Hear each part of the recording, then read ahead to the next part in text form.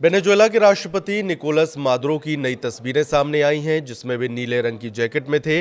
उनका मुंह ढका हुआ था। उनको 4 जनवरी की आधी रात को अमेरिका लाया गया। अगले हफ्ते मैनहेटन की फेडरल कोर्ट में उन पर ड्रग्स और हथियार तस्करी से जुड़े मामलों पर मुकदमा चलाया जाएगा। अमेरिकी सैनिकों ने वेनेजुएला पर हमला कर राष्ट्रपति निकोलस मादुरो और उनकी पत्नी सिलिया फ्लोरेस को उठा लिया था।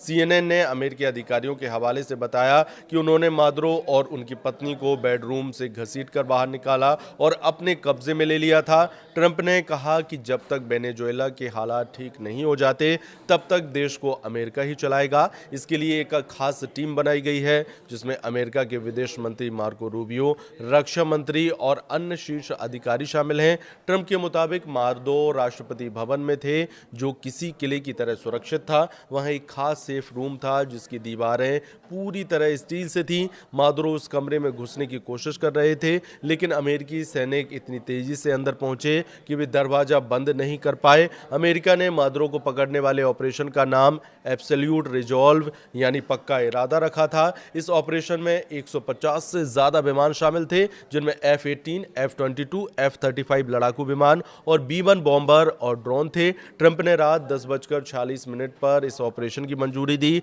करीब सवा 2 घंटे बाद यानी करीब 1 बजे अमेरिकी सेना मादुरो के ठिकाने पर पहुंची और महज 1.5 घंटे बाद रात करीब 3:29 पर ऑपरेशन खत्म करके लौट आई। जनरल केन के मुताबिक इस पूरे मिशन के दौरान अमेरिकी सैनिकों की सुरक्षा के लिए US marine, US navy, US air force और एयर नेशनल गार्ड तैनात थे। आसमान में B-1 स्टेल्थ बॉम्बर विमान भी उड़ान भर रहे थे, ताकि किसी भी खतरे की स्थिति में तुरंत कार्रवाई की जा सके। ट्रंप ने कहा कि अमेरिकी सेना के कुछ जवान घायल हुए, लेकिन किसी की भी मौत नहीं हुई। एक हेलीकॉप्टर को नुकसान पहुंचा, लेकिन वह सुरक्षित वापस लौट आया। हेलीकॉप्टर समुद्र के बेहद पास उड़ते हुए वेनेजुएला पहुंचे और ऊपर से अमेरिकी लड़ाकू विमान सुरक्षा दे रहे थे।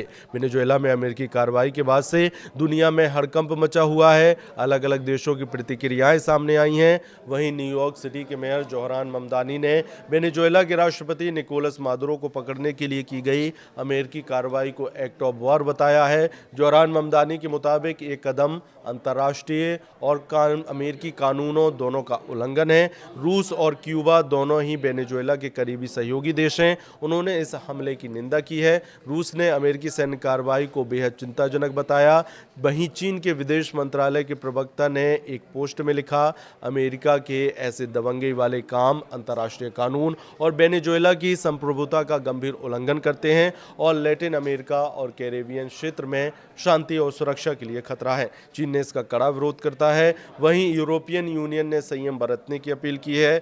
स्पेन ने इस मामले का शांतिपूर्ण समाधान खोजने में मदद करने के लिए मध्यस्थ के रूप में काम करने की पेशकश की है। वहीं चिली के राष्ट्रपति गैब्रियल ने अमेरिका की सैन्य कार्रवाई को अपने देश की चिंता जाहिर की है और निंदा व्यक्त की है। ब्रिटेन के प्रधानमंत्री ने कहा कि वेनेजुएला में अमेरिकी ऑपरेशन में ब्रिटेन किसी भी तरह से शामिल नहीं था।